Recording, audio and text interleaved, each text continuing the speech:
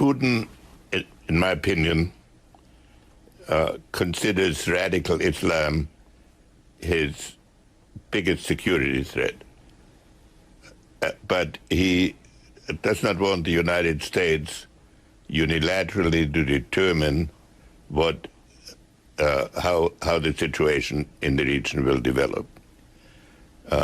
So when the administration found itself in the extremely difficult and potentially embarrassing position of having refused a request for military action, of having been seeking a request for military action refused by the Congress, he saw an opportunity to perhaps get into step with us by easing an immediate American difficulty, but solving a common problem. In my observation, his biggest fear in Syria was that it would lead to a radicalization of the region, and not so much to protect any one individual. Do you think that Russia can be trusted to have the same interests as the United States here? Should we trust what is coming out of Moscow these days? We don't have the same interests, but we have, in some cases, compatible interests.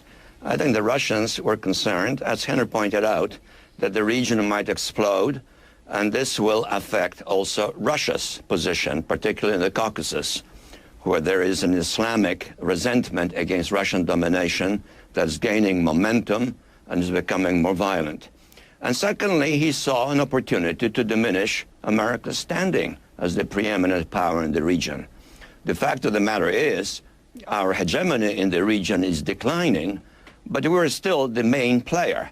Russia saw an opportunity to actually become also a significant player in this game by arranging something that perhaps will temper the dynamic towards a regional upheaval and will consolidate Russian influence with the Syrians, with the Iranians, and perhaps even with others. There was recently a rather mysterious visit to Moscow of a very high-level emissary from Saudi Arabia. Not that Saudi Arabia is turning to Moscow, but that Moscow is perhaps, again, a significant player. This is the calculus that Putin has.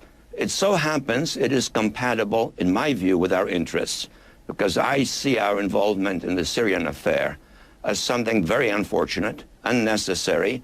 I don't think an attack on Syria to strike at its chemical assets would be very productive for us. It would not solve the problem.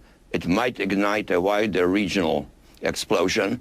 So I think there is some compatibility, tactically, maybe even strategically, between us and the Russians at this stage. There is one area, though, where people say there is a big disagreement, which is Russia wants Assad to stay in power. The president has said Assad must go. The president said Assad must go without having a strategy to make him go. And we have now seen the consequences of that. I think maybe there will be some formula that will resolve that dilemma. For example, Assad's term expires next year. This issue is not going to be solved so quickly. Perhaps something can be contrived, especially if at the same time there is some movement in the American-Iranian dialogue, so that aspect becomes somewhat contained, perhaps pacified, perhaps begins to lead to some sort of understandings. Henry, there was an op-ed by Edward Luttwak, a strategic analyst, who argued that it does not serve America's interests to have a kind of violent regime change of the Assad regime, because what is likely to follow is chaos and radical Islam, and nor does it serve our interests for Assad to consolidate power, that in a strange way this stalemate helps American interests. What do you think of that theory? I think it was a mistake to define the issue in Syria as the removal of one leader. The issue in Syria is the historic conflict between Shiites and Sunnis, and a Sunni revolt against a Shiite minority-dominated Syria, in which, however, most of the other minorities are supporting the Alawite, which is the Shia position. So the best position for the United States is to work on a transition government and not make it dependent on the removal of the Syrian leader, especially not make it dependent at the very beginning of the process.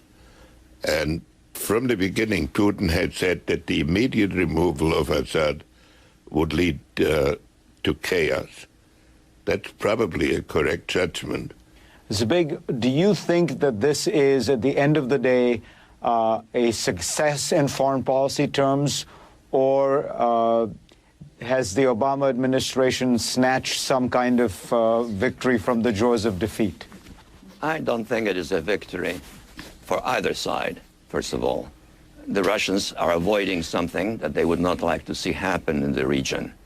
We are prevented from doing something which would be equally damaging to the region, but worse probably for us, namely some pointless military strike which merely dramatizes American involvement in the war, and probably then an escalation of the effort. Our actions were misconceived, badly calculated, and I think this gets us off the hook. We can't use force anymore overtly, unless Assad is stupid enough to use chemical weapons again, which I doubt. Henry Kissinger, Zbigniew Brzezinski, thank you as always.